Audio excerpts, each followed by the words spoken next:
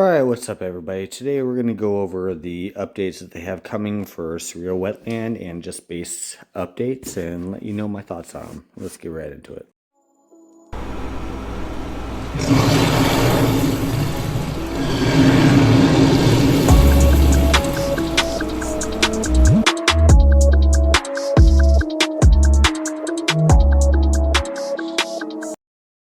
Alright guys, so like I said in the little intro, we're going to be going into the updates that they have coming on regarding the wetlands and just the other updates that they have going on. But before we get into all of that, a word from our usual sponsor. This video is sponsored by AppCoins. We're using my code EGNATA. You can get anywhere from 5 to 65% off all in-game purchases.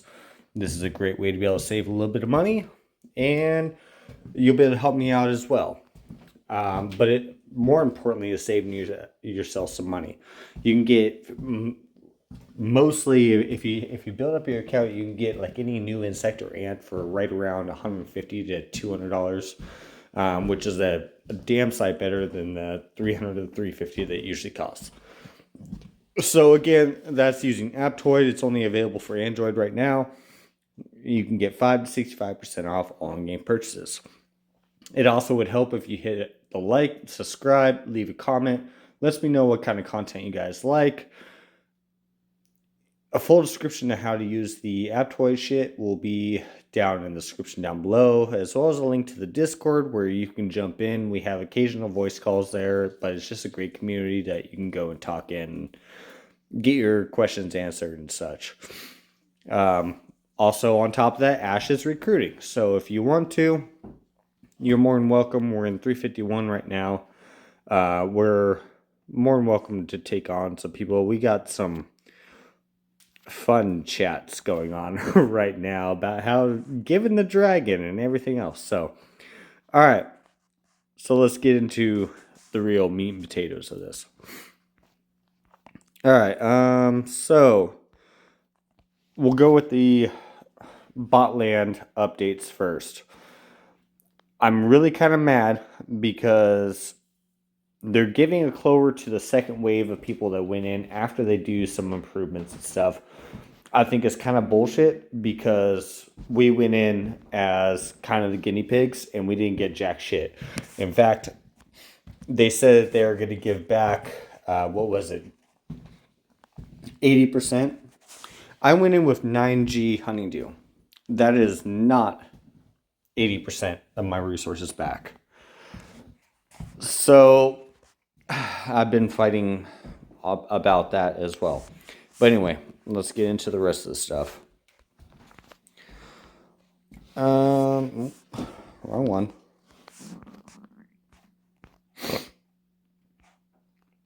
All right, so adjust the saving ratio, season ratio to 80%, supposedly. Optimize infected ant behavior logic. Optimize the timing of infected ants to deploy season 11 soldier ants. That was kind of big when we were in there because like the day that seasons were even available, they instantly had full marches.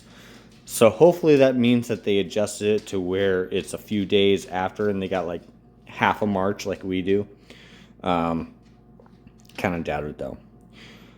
Optimize the number of each infection tier within the infected ant alliance. I don't know what that particularly means. I'm hoping that they make it a little weaker because honestly it was ridiculous when you got a semi-active alliance with like 26 people and they got 66 people and 9 of them are fucking bosses. Or elites. So we'll see on that one. I don't know.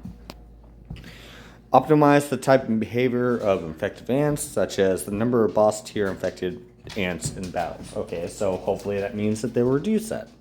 We'll see.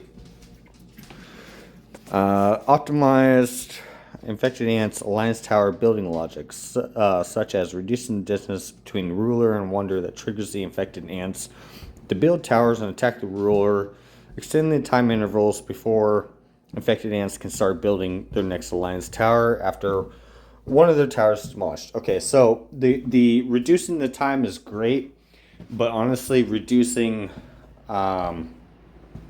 the how many of them are showing up or whatever really doesn't matter, because they still have that supply and it's still a big issue no matter how close you are to the building. It's always an issue because you pretty much have to drain them of that supply to be able to even get close to it regardless. So, I mean, yes, it gives you a little more time to prepare and such and get a little closer to setup to be able to do so. So I guess that's good, but at the same time, I think that's a very minor change. Alright, so now we get into some bullshit they're trying to tell us. Significantly reduce supplies to all fortresses. Far range defense requires at least 90% of supplies remaining, previously 70%. Medium range defense requires at least 70% of supplies remaining, previously 50%. That is complete and total bullshit. For the far ranging towers, we would have to get them down to 10% before they would stop.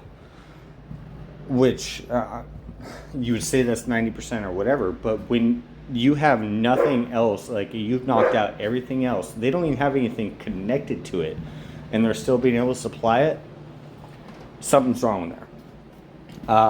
So that's completely bullshit. Yeah, medium range requires at least 70%. That's also bullshit, because we would knock them down to 0%. The second that they had 1% to go, they would come in and start fucking hitting all the way up to the building. So that's completely bullshit that they're stating. Maybe they've actually fixed it, and so it's actually correct. I highly doubt it, though. Rulers can now obtain when fighting infected ants and fortress supply. 1, 2, 3 areas. All attack. Soldier attack defense health. Increase bust through wet lock. I mean, yeah, that helps a little bit. Adjusted the content of wetland, participant rewards, whatever. And just the unlocking time for some milestone features, also whatever. Optimize the location and levels of some fortresses, as well as the location of campsites. Also kind of a whatever. Added the anthill kill infected ants ranking. Really doesn't matter if they're not going to your actual anthill kill ranking, so I don't really see people giving a shit about that. But alright, let's get into the other update. Alright, so this is the other update. We got some Warzone supply adjustments. They're putting special ant growth to special ant development supply. Insect, the luxury honeydew supply will now be insect development supply. I'm kind of interested on that one. Soldier reform supply will replace resource big shot supply. That's okay. Yeah.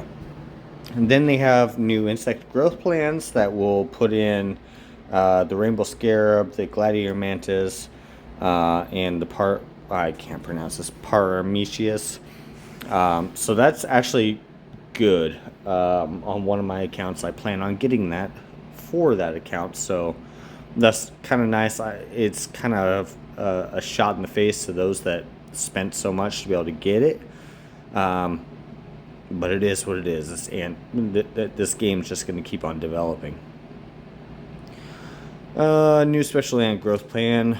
Now it can get a selective orange special ant chest. And Season Island. Sorry, excuse me. Season Island fantasy eggs. Containing 9 selectable island special ants on day 20. So that might be good. I don't know. We'll have to see it. This comes out tomorrow. They added a new special ant troop boost feature, which includes troop boost 2, troop boost 3, and troop boost 4. So I'm kind of interested to see how this goes. Might be good for the whales at least. I don't know how beneficial that's going to be for the free-to-play, but we'll see.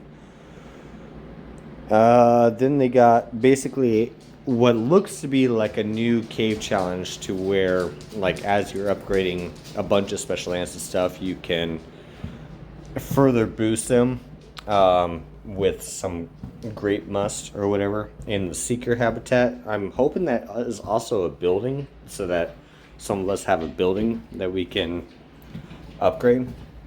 I don't know on this. They didn't give us a lot of information. We'll definitely have to figure that out tomorrow. Optimize. Yeah, they got some optimizations here. Optimize the rally arrival countdown on the Sentinel tree. Intel page. Adjusted the deal value of some packs. Removing the snow. Thank God. I'm sick of the snow. Optimize the text and effects display on some pages.